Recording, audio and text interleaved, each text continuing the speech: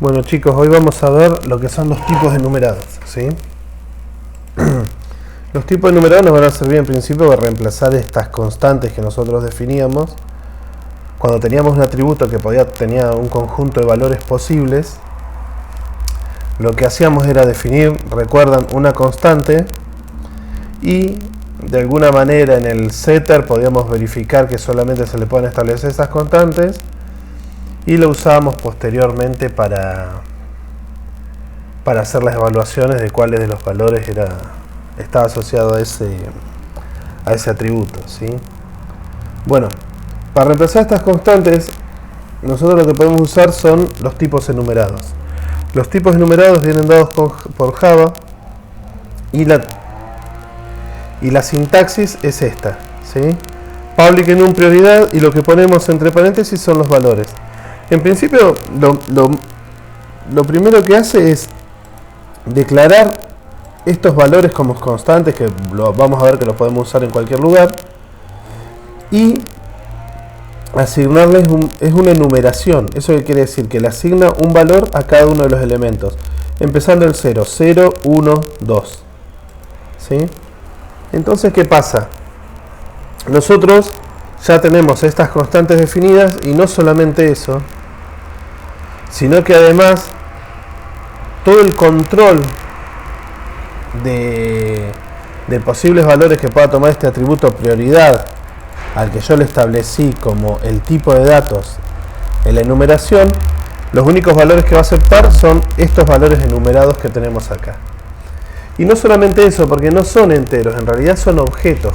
Se crea un tipo de datos prioridad, ¿sí? Que es un tipo de datos como cualquier clase que nosotros hayamos definido, con tres instancias específicas, ¿sí? Tres instancias de tipo prioridad, baja, media y alta. Y este tipo de enumerados ya no se pueden, una vez que los enumeramos y los creamos, no se le pueden agregar nuevas instancias, ¿sí? Fíjense que nosotros esta prioridad la definimos, les voy a contar un poquito el ejemplo, como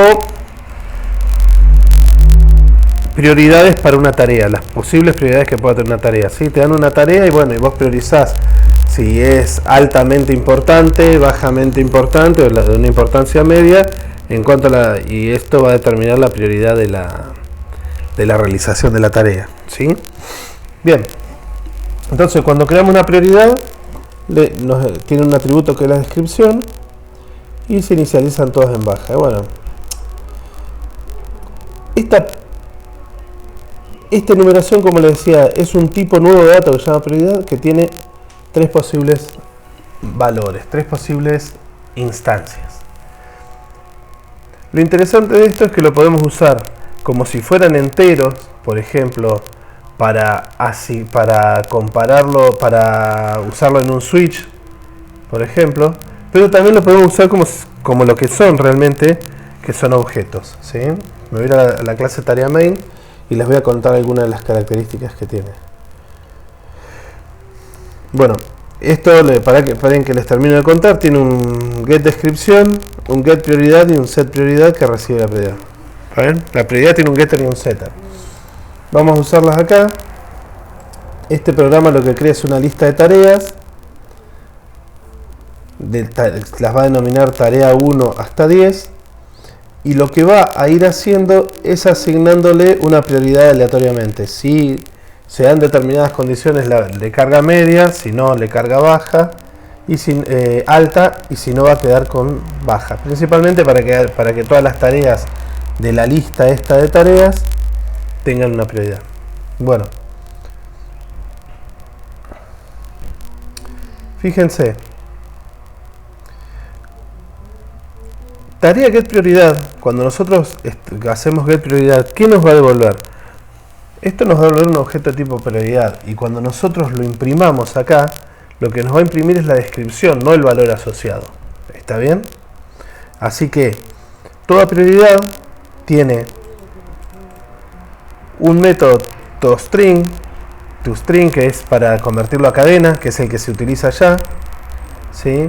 Que lo podríamos inclusive llegar a redefinir. Prioridad.name, que es la etiqueta que le pusimos acá, la etiqueta que pusimos acá, el nombre va a ser este valor, baja, media y alta. Y el toString también lo va a hacer, a menos que nosotros le redefinamos el método toString. Y tiene un ordinal, ¿sí? El ordinal que va a ser, el ordinal, ese es el número que tiene asociado cada valor en el tipo enumerado. ¿Está? Vamos a imprimir hasta acá, voy a comentar todo esto, así les muestro un poquito qué es lo que hace. Bueno, llena las 10 prioridades, llena las 10 tareas, las imprime a cada una de las tareas con su prioridad. Y después fíjense que otra cosa interesante es que el tipo, ¿por qué acá ponemos tarea.prioridad? Porque la clase tarea tiene un tipo, una clase interna, pública, el tipo enumerado propiamente dicho, que se llama prioridad. Entonces la podemos referir con tarea prioridad values, nos va a dar todas las posibles, todos los valores que tiene la clase prioridad, el tipo enumerado prioridad, ¿sí? Y para cada cual va a imprimir el toString y después el nombre y el ordinal. Entonces fíjense que inclusive algo que no podíamos hacer antes, saber qué grupos de declaraciones con static int, public static int iban juntas, acá lo podemos ver, ¿sí? Todos estos valores están asociados por definir posibles prioridades. Vamos a ejecutarlo.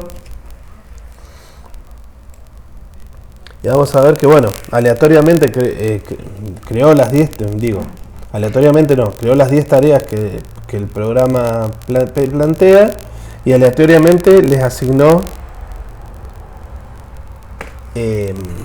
prioridades, ¿sí? Bueno, y fíjense que este es el resultado del otro bucle. Para cada, este bucle de acá, para cada, este de acá, para cada prioridad en prioridades, ¿qué hace? Imprime el toString, el nombre y el ordinal, ¿sí? Entonces es importante saber que cada uno de esos tipos tiene un valor asociado. De hecho, a partir de ese valor, las prioridades son comparables. Por ejemplo, yo acá tomo la tarea A y la tarea B, que las tomo aleatoriamente las 10 tareas. A la tarea A le pido la prioridad, acá, ¿bien? Acá tomo para tarea A una tarea aleatoria de la lista y acá tomo otra. ¿Está? A tarea A le pido la prioridad y la prioridad de ella la comparo con la prioridad de B. Un comparador, ahora justamente les estoy preparando un videito de comparador para que repasemos eso, que lo vimos un poquito por arriba el año pasado, pero ahora lo vamos a ver más en detalle y vamos a implementar algunos. La tarea A la prioridad de la tarea A se puede comparar con la prioridad de la tarea B. Un comparador, ¿qué hace? Compara dos elementos y me devuelve mayor que 0 si el primero es mayor que el segundo, igual que 0 si son iguales y menor que 0 si el primero es menor que el segundo. ¿Se ve?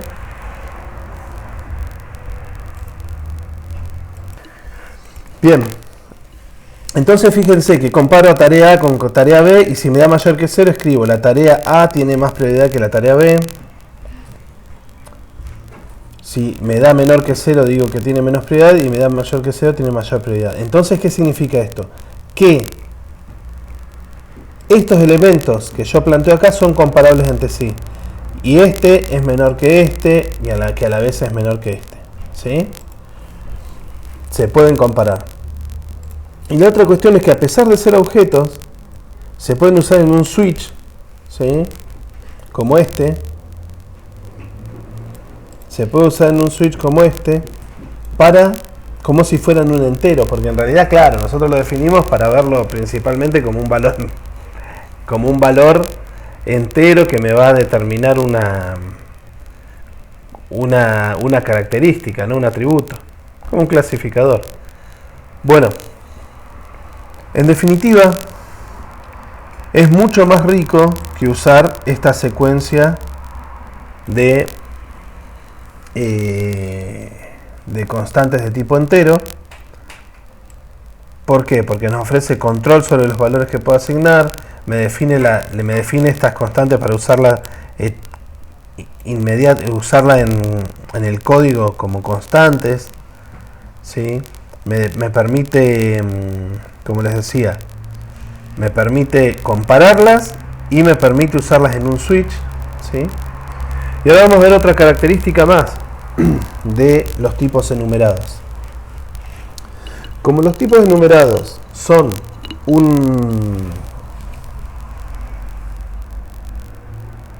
un tipo de datos, son una clase, ¿sí?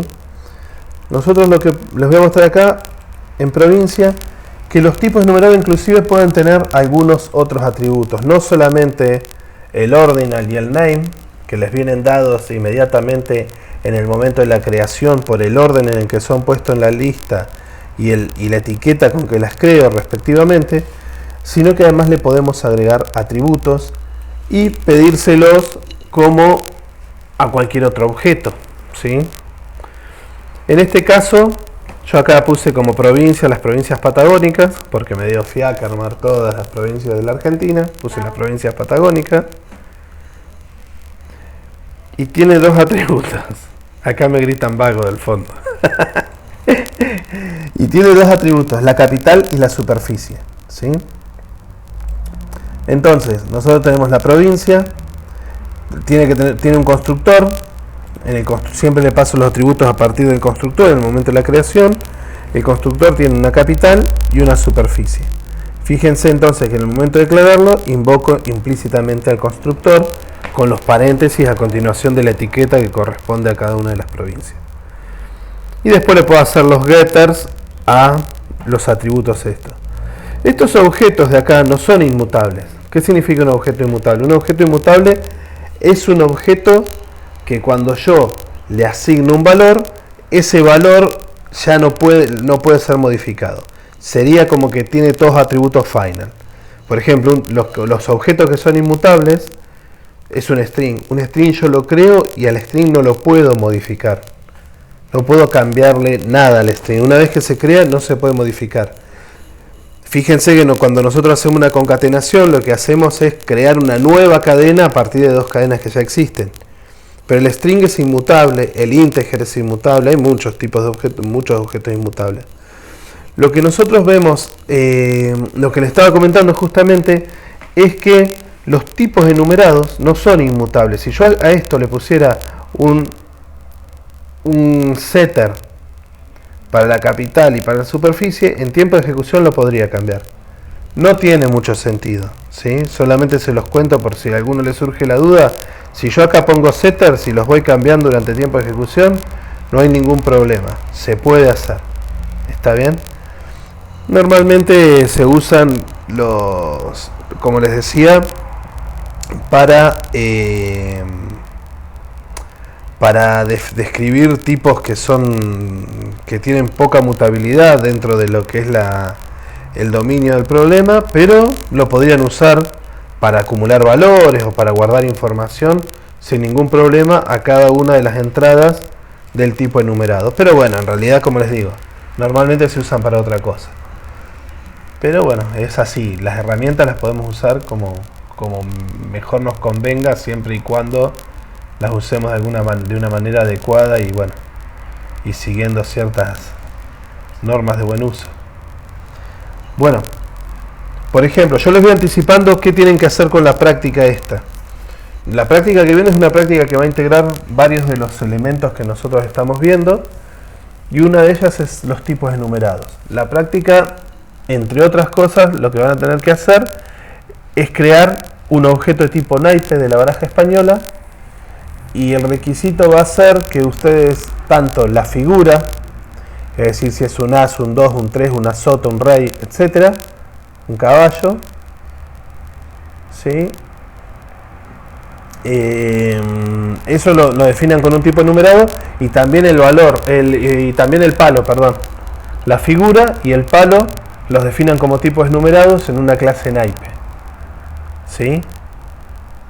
Bueno, ahí les armo prontito el video de los dos temas que siguen y los integramos todos en una práctica. Saludos.